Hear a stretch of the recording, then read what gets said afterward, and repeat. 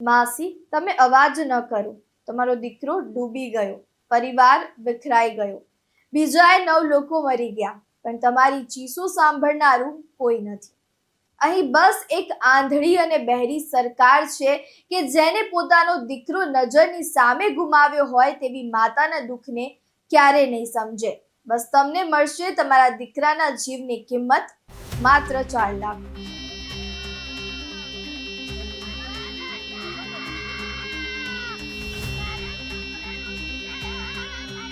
મારો આવડો દીકરો છોકરો પોલીસ મારો ઘરવાળો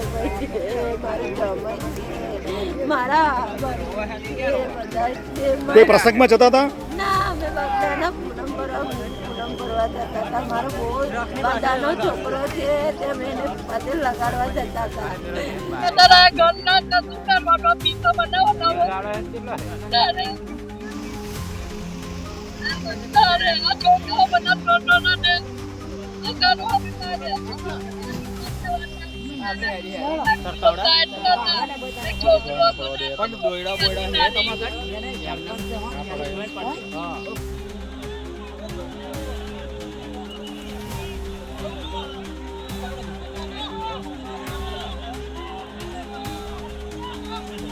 વિકાસશીલ ગુજરાત, વાઇબ્રન્ટ ગુજરાતના નારા ફૂંકતી આપણી ગુજરાતની સરકાર આજે જોઈ લો, તમારી બેદરકારીના કારણે 10 લોકોના મોત થયા છે.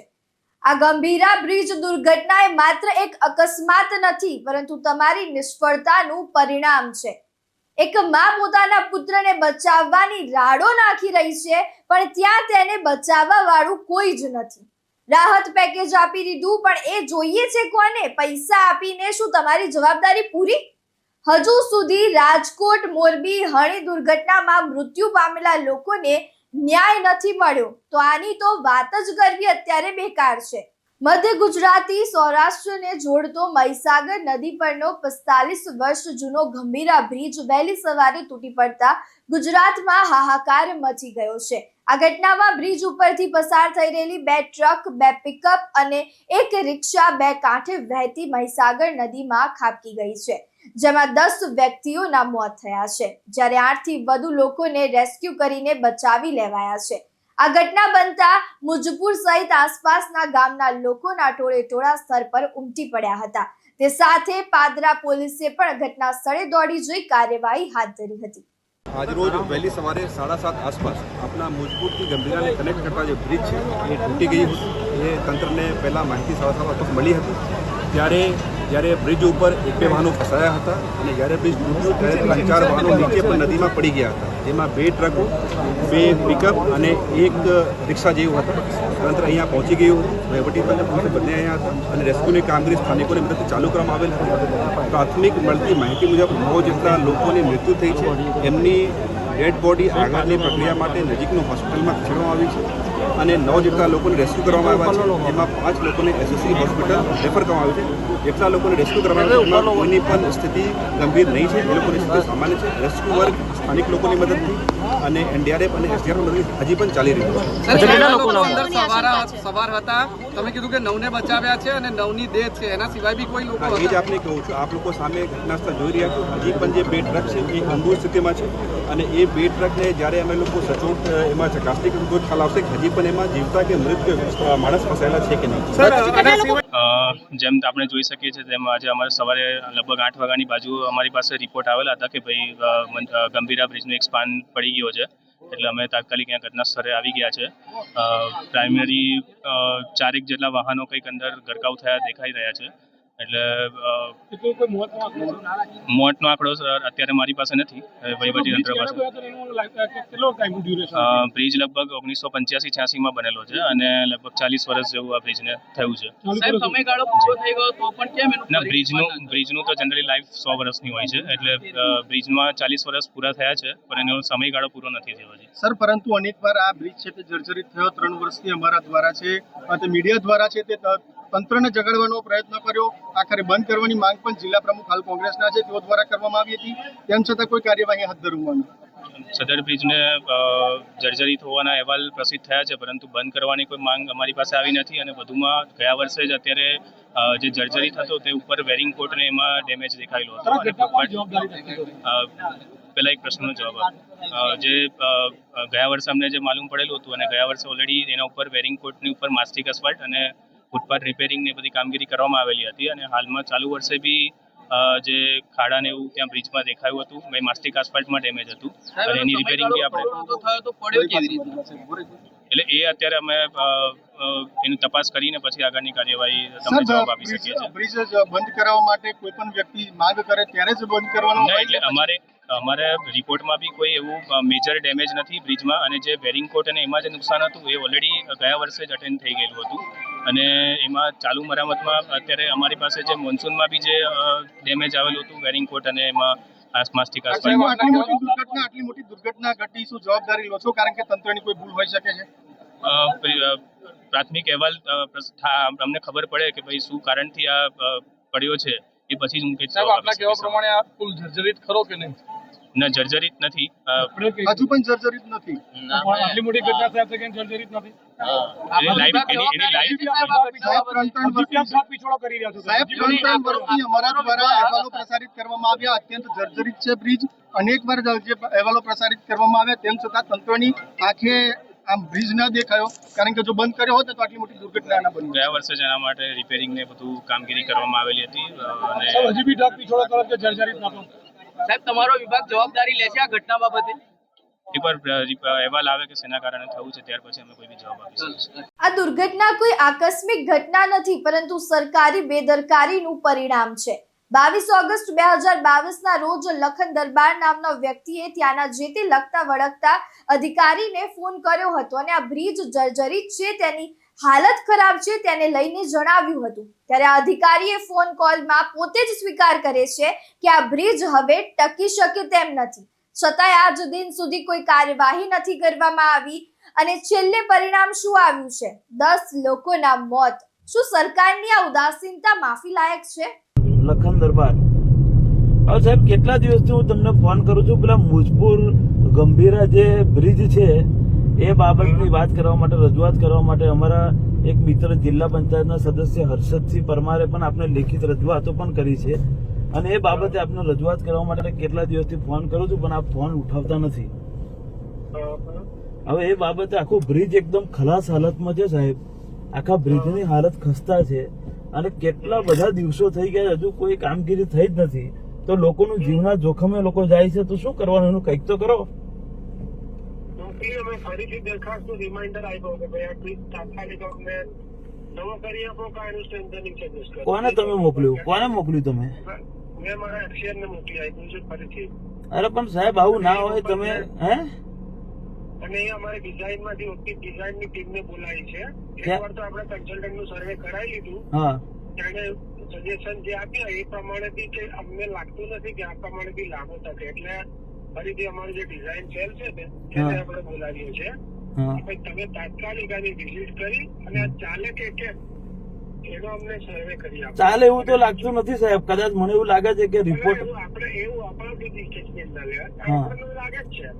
હે અમને એક કન્સલ્ટન્ટ આપણને તો લાગે જ છે કે હવે નહીં કાઢી શકે સમય. હા, પણ એવું પેપર પર જોઈએ એટલે આપણે ડિઝાઇન વાળાને પણ સાહેબ કેટલા બધા દિવસોથી આવ્યું હોય તો કઈક એનો બીજો રસ્તો કાઢો. આટલા બધા દિવસ આપણે રાહ થોડી જોયા કરવાની. કયા ડિપાર્ટમેન્ટમાં? મેં ગુજરાત ગવર્મેન્ટમાં પણ ફોન કર્યો. હે બ્રિજ છે એને મારું તાત્કાલિક બંધ થોડી કરાય. અરે બંધ ના કરશો, પણ તમે કઈક ને કઈક એ લોકોને એવી રજૂઆત કરો કે આ તો અર્જન્ટ બેસિસ પર કરવું પડે. આમાં થોડી રાહ દેખ્યા કરે. હા, હવે પાછા પેલા મંત્રી બદલાઈ ગયા તો પાછી તમારી પ્રોસેસ લાંબી થઈ જશે. પણ મોટો સાહેબ, હું તમને વિનંતી કરું છું ને, તમે ફોન ઉઠાવતા નથી. આવું થોડી હોય. અમારે સામાજિક માણસોને તો ફોન ઉઠાવવા પડે ને. અરે મેં તમને 10 થી 15 ફોન કર્યા છે. કેટલા દિવસોથી પેલા જિલ્લા પંચાયત સદસ્ય ફોન કરે છે. એ તો કાગળથી આપેલી છે પેલા જિલ્લા સદસ્ય. આ તો કેટલા દિવસ થશે? આમ આવતા કેટલા દિવસ થશે કે પછી બધું? તમે કયો હોદ્દો? તમારો હોદ્દો કોઈ જવાબદાર હોદ્દો જ નહીં. તમારો હોદ્દો જવાબદાર હોદ્દો તો છે ને વડોદરા જિલ્લામાં. જવાબદાર ખરો ને, પણ એ ડિઝાઇન ટીમને બોલાય છે. ડિઝાઇન ટીમને આપણે તાત્કાલિક બોલાય છે. પણ સાહેબ ડિઝાઇન ટીમ ક્યારે આવશે, શું કરશે, કઈ ને કોઈ તો લિમિટ હોય કે નહીં એની? એમ પણ એટલે એ હું અત્યારે ગાંધીનગર જ આવું છું, એમને મળીને એમની પાસે ટેન્ટેટિવ પીરિયડ માંગી લઉં. સાહેબ તમે કરો છો, હું તમને ચોખ્ખું કહું છું, જો તમે નહીં કરો તો અમે એ બ્રિજ પર ઉપવાસ આંદોલન પર બેસી જઈશું, બરાબર? ના, હું હમણાં ગાંધીનગર. નહીં તો ભાઈ તમારા ઓફિસ આવીને ઉપવાસ આંદોલન પર બેસી જઈશું. મારું નામ લખ્યું તો લખન દરબાર નામ છે મારું, ઓકે. બરાબર? ગંભીરા બ્રિજ 45 વર્ષ જૂનો હતો, જે મધ્ય ગુજરાત અને સૌરાષ્ટ્રને જોડતો મહત્વનો રસ્તો હતો. આ ઘટનામાં 10 નિર્દોષ લોકોના જીવ ગયા અને 8 લોકો ઘાયલ થયા છે. ત્યારે આ મૃત્યુ પામનારનો પરિવાર અત્યારે શું કહી રહ્યો છે તે સાંભળો.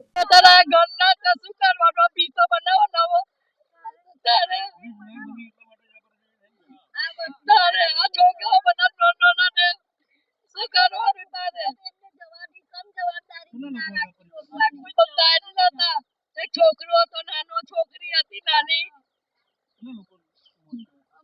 કેટલા બધા થયા છે અમારા ઘરમાં, તો તાઈ ગયા છે.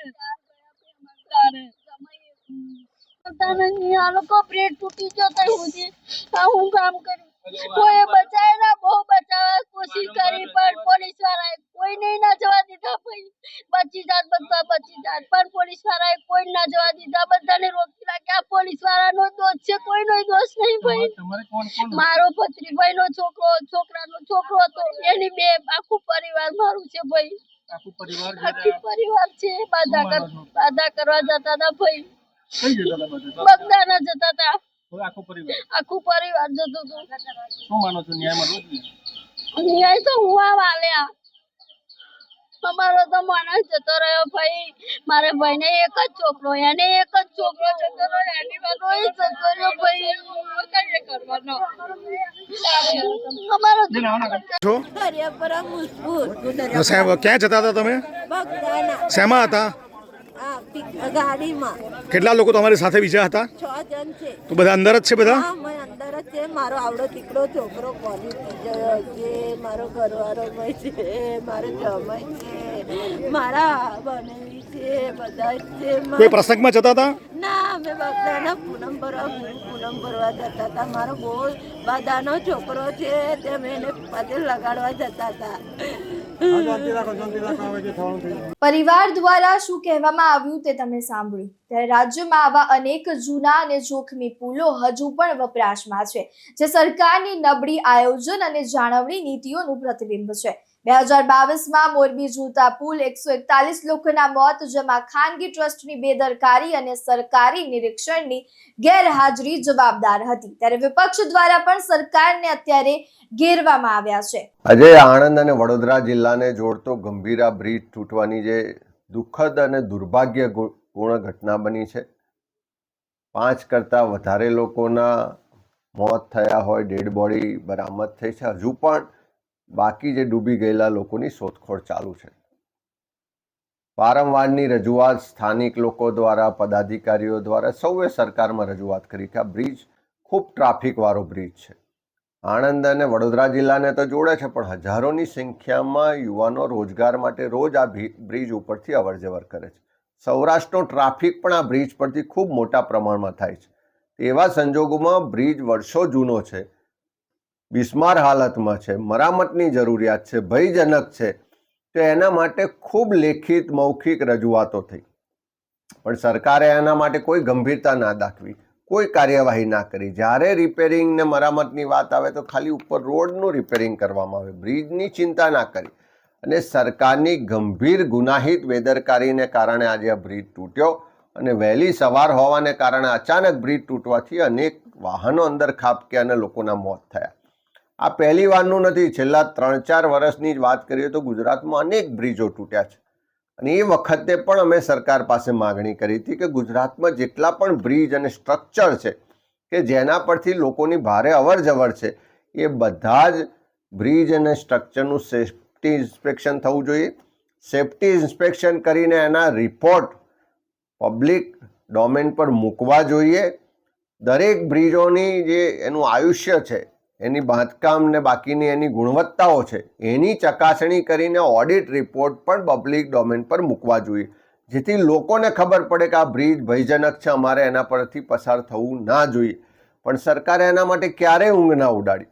એક બાજુ એમની મિલીભગત ભ્રષ્ટાચારથી હલકી ગુણવત્તાના કામો થાય, બીજી બાજુ જે જૂના બાંધકામો છે એની પણ મરામત કે જાળવણી કરવામાં ના આવે, એની પણ કોઈ ચકાસણી ના થાય અને લોકોને ભગવાન ભરોસે ગુજરાતમાં જીવવાનું હોય એવી સ્થિતિનું નિર્માણ. એટલે આ જે બ્રિજ તૂટવાની, લોકોના મોતની જે દુર્ભાગ્યપૂર્ણ દુઃખદ ઘટના છે એના માટે હું માનું છું કે કોઈ જવાબદાર હોય તો સરકારની ગુનાહિત બેદરકારી જવાબદાર છે.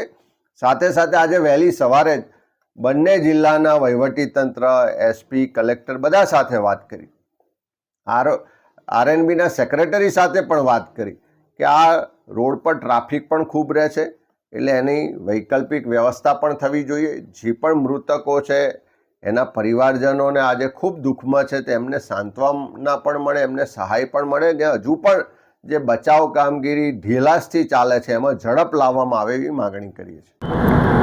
આજે ગુજરાતમાં ફરી એકવાર મોટી દુર્ઘટના ઘટી છે. આ દુર્ઘટના માનવ સર્જિત દુર્ઘટના છે. સૌરાષ્ટ્રી મધ્ય ગુજરાતના જોડતો બ્રિજ જે પાદરાના મુંજપરા પાસે ગંભીરા બ્રિજ છે એ તૂટી પડ્યો અને 4 વાહનો, ટ્રકો અને પિકઅપ વાન સહિત 4 વાહનો નદીમાં ખાબકી પડ્યા. અત્યારે જે સમાચાર મળી રહ્યા છે એમાં 2ના મોત થયા છે, 3 લોકોના રેસ્ક્યુ કરાયા છે. જેના મૃતકો છે એમને એમની આત્માને ભગવાન શાંતિ અર્પે અને ઘાયલોને તુરંત સ્વસ્થ થાય એવી મારી ભગવાનને પ્રાર્થના છે. પણ એક આમ આદમી પાર્ટીના એક સૈનિક તરીકે મારી એક સવાલ છે સરકારને અને ભાજપના નેતાઓને.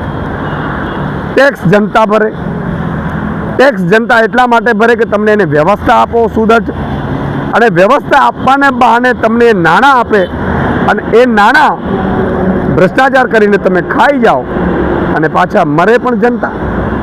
આ જનતા ક્યાં સુધી આ ભાજપના ભ્રષ્ટાચારનો ભોગ બનતી રહેશે? આજે કોઈને ત્યાં બ્રિજ ઉપરથી નીકળવું કે બ્રિજ નીચેથી નીકળવું એ અસલામતી ફીલ થાય છે ભાજપના રાજમાં. આ ભાજપે કેવું ગુજરાત બનાવ્યું છે કે જે ગુજરાતમાં લોકો બ્રિજ નીચે ઊભા રહેતા પણ ડરે છે અને બ્રિજ ઉપર ચાલતા પણ ડરે છે. યાર, બ્રિજના બ્રિજ તૂટી જાય અને એ પણ ગંભીર રીતે 2 ભાગ થઈ જાય બ્રિજના, ત્યાં સુધી એમણે એક તો ભ્રષ્ટાચાર કર્યા, બીજા નંબરમાં એ જર્જરિત બ્રિજ છે કે નહીં એની ચકાસણી કોણ કરશે, એ જર્જરિત તો વાહન વ્યવહાર બંધ કેમ ન કર્યું? આ તમામ સવાલ સરકારની સામે ઉપસ્થિત થઈ રહ્યા છે. અમે નિષ્પક્ષ તપાસની માંગ કરી રહ્યા છીએ અને બીજી વાર કોઈ પણ નાગરિકનું આવી રીતે મોત ન થાય એની પણ અમે સુદૃઢ વ્યવસ્થા થાય એવી માંગ કરી રહ્યા છીએ. અને સાથે સાથે મુખ્યમંત્રીને કહેવા માંગીએ છીએ કે માત્ર ભોળપણથી રાજ્ય નથી ચાલતું, ભોળપણથી ઘર પણ નથી ચાલતું. જો તમે આ રાજ્ય ચલાવવાને સક્ષમ ના હો તો તમારે રાજીનામું આપી દેવું જોઈએ. લોકો મરી રહ્યા છે તમારા રાજમાં અને તમારા ભ્રષ્ટાચારના કારણે અને તમારા આ ખાડાકારના કારણે લોકો મરી રહ્યા છે. તમને 161 આવી એટલે એમ છે કે વિપક્ષ છે જ નહીં, કાંઈ વિપક્ષ વગરનું ગુજરાત થઈ ગયું એટલે તમને મજા પડી ગઈ એવું લાગે છે. પણ આમ આદમી પાર્ટીનો એક સૈનિક આગામી સમયમાં આ મુદ્દા પણ રસ્તા ઉપર ઉઠાવશે. આ ગંભીરા બ્રિજ આણંદથી વડોદરા વચ્ચેનો જે તૂટી ગયો સરકારી બેદરકારીના લીધે, એની મા જે પોતાના દીકરા માટે વલખા મારે છે, આર્તનાદ કરે છે કે મારો દીકરો ડૂબી ગયો. આ માનું શું થશે ખબર નહીં, પણ જે રીતે મા પોતાના દીકરાનો અત્યારે હાલ અંદરથી આર્તનાદ કરે છે, મારો દીકરો ડૂબી ગયો, આના માટે જવાબદાર કોણ? અને હું માનું ત્યાં સુધી આજની બેદરકાર સરકાર, જેને આ ચિંતા કરવી જોઈએ, એ અધિકારી હોય કે ઇલેક્ટેડ રિપ્રેઝેન્ટેટિવ પ્રતિનિધિઓ હોય, આ એમની જવાબદારી છે. અને હું માનું ત્યાં સુધી છેલ્લા 30 વર્ષથી સતત એક જ પાર્ટીનું રાજ્ય હોવાથી ન પ્રજાના પ્રતિનિધિઓને પડેલી છે કે ન સરકારી તંત્રને પડેલી. લોકો મરે કે જીવે એમને કોઈ સાડાબારી નથી.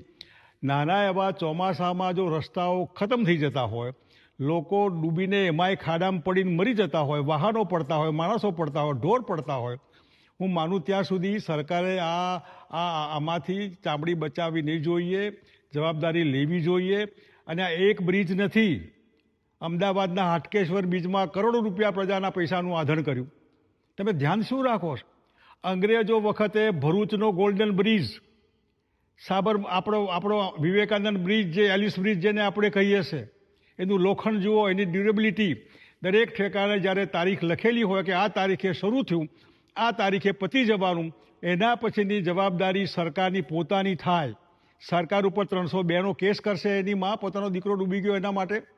ઓવર ટાઈમ તમે જો આ બ્રિજ બંધ ન કરવાના હોય, બ્રિજનું મેન્ટેનન્સ ન કરવાના હોય, આવા ગુજરાતમાં એક નહીં અનેક ઠેકાણે. બીજી બાજુ આદિવાસી વિસ્તારમાં એક ગર્ભવતી બહેન જે ડિલિવરી માટે જોરીમાં નાખીને કિલોમીટરો સુધી દૂર લઈ જવી પડતી હોય, અને એક બાજુ સરકારની બેકાળજીના લીધે આવા બધા બ્રિજ, આ રસ્તા વગેરે વગેરે જેના લીધે લોકો મરી જતા હોય.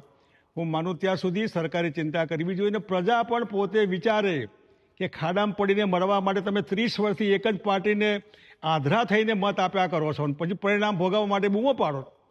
તમને થતું નથી કે આપણે કહેવું જોઈએ કે બરાબર નથી આ? આમાં હિન્દુઓ આવે, મુસલમાન આવે, ખબર ના પડે આપણે હિન્દુઓ કે કોઈ પણ હોય, આમાં હિન્દુવાદ ક્યાં આવે?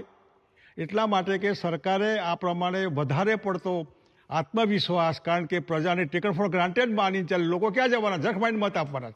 જખમાઈને મત આપવાના હોય તો પછી આવી મરવાની તૈયારી રાખવી પડે. એટલે હું ગુજરાતની પ્રજાને કહીશ કે મહેરબાની કરીને જ્યાં જ્યાં આવું હોય ત્યાં તમે પોતે સરકારનું ધ્યાન દોરો. તમે પોતે બોર્ડ લગાવો કે અહીં ભયજનક છે, મહેરબાની કરીને આ રસ્તા ઉપર જવું નહીં, આ બ્રિજ ઉપર જવું નહીં, આ નદીમાં પૂર આવે તો ક્રોસ કરવું નહીં. જે જવાબદારી સરકારની છે, સરકાર તો બનાવટી છે, ફેક છે, બધું જ બનાવટી. આ બ્રિજ પણ બનાવટી કહીએ તો નવાય નહીં. એટલે નવા જે બની રહ્યા છે એ બી તૂટી રહ્યા છે. હમણાં જ એક બ્રિજ નવો બનતો તૂટી ગયો હતો. કોણ જવાબદાર આના માટે? એટલા માટે ગુજરાતની જનતા, શાણી જનતા, વિકાસશીલ દુનિયામાં વહેતી આપણી આ પબ્લિક, એને પોતે વિચારવું જોઈએ કે આવું જે કંઈ હોય એમાં સરકારને બરાબર ખેંચીને ઉઘરાણી કરવી જોઈએ. અને સરકારે માનવતાના આધારે પ્રજાના પૈસા, પ્રજાના બધું જ પ્રજાનું, તો પ્રજાની સલામતીની ચિંતા નહીં કરવાની, એમને રામ ભરોસે મૂકી દેવાના, અલ્લાહ આશરે. અને એટલા માટે સરકાર ધ્યાન રાખે, ફરી આવું ન બને એનું તો કમસે કમ ધ્યાન રાખે. એ ભરૂચનો વિસ્તાર હોય કે વડોદરાનો વિસ્તાર હોય, સૌરાષ્ટ્રનો વિસ્તાર હોય, આખી બસ એક લોલિયામાં આખી બસ પડીને વર્ષો પહેલાં લોકો ડૂબીને મરી ગયા હતા. કોણ જવાબદાર આના માટે? એટલે આવું ફરી ન બને. બન્યા પછી વળી પાછી ઉઘરાણી, એટલી સરકાર તાકીદ કરે તો પ્રજા ઉપર એમની મહેરબાની ગણાશે. ગંભીરા બ્રિજ દુર્ઘટના એ માત્ર એક અકસ્માત નથી, પરંતુ સરકારી નિષ્ફળતાનું પરિણામ છે. લોકોના જીવન સાથે રમત રમતી આ બેદરકારી હવે સરકાર દ્વારા બંધ થવી જોઈએ. મોરબી દુર્ઘટના જ્યારે બની ત્યારે સરકાર દ્વારા મૃત્યુ પામેલા લોકોને સહાયના રૂપે પૈસાનું રાહત પેકેજ બહાર પાડીને શાંત કરી દેવામાં આવ્યું. રાહત પેકેજ કે તમારા પૈસાથી જેને પોતાના સ્વજન કે બાળકો ગુમાવ્યા છે તે પાછા તો નથી આવવાના ને.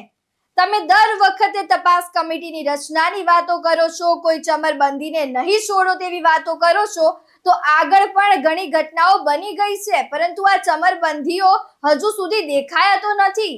તો આ ચમરબંધીઓને ગુજરાતની જનતાને ક્યારે દેખાડશો? શું દર વખતની જેમ આ ઘટના પછી પણ ખાલી વાતો, પૈસા અને સહાનુભૂતિ જ જોવા મળશે? હવે ગુજરાતની જનતા આ વાતો, પૈસા અને સહાનુભૂતિથી કંટાળી ગઈ છે. તેમને જોઈએ છે તો હવે ન્યાય, જે તમે આપવામાં સતત નિષ્ફળ રહ્યા છો, તે સાફ અત્યારે દેખાઈ રહ્યું છે. ખાલી પ્રેસ કોન્ફરન્સ કરવાથી કે ટ્વિટર પર બણકા ફૂંકવાથી કંઈ નથી થવાનું. તમારે તમારા એસી રૂમમાંથી બહાર નીકળીને આમ જનતાને શું તકલીફો છે તે જોવું પડશે. હવે તો એવું પણ લાગી રહ્યું છે કે જનતા પણ આવી દુર્ઘટનાઓ 2-4 દિવસ પૂરતી જ યાદ રાખે છે, અને પછી બીજી ઘટના બને છે ત્યારે પહેલાને ભૂલી જાય છે અને બીજા પર ધ્યાન આપે છે. પણ અહીંયા જનતાને પણ તમે ચૂંટીને લાવેલા ધારાસભ્યો, સરકારને પૂછવું પડશે કે કેમ આવી ઘટનાઓના કારણે વારંવાર પોતાના સ્વજનો ગુમાવવા પડે છે. જનતાએ હવે જાગવું પડશે, કારણ કે આ જાડી ચામડીના નેતાઓ અને અધિકારીઓને જાણે આમ જનતાના જીવનનું કોઈ મૂલ્ય જ નથી તેવું લાગી રહ્યું છે.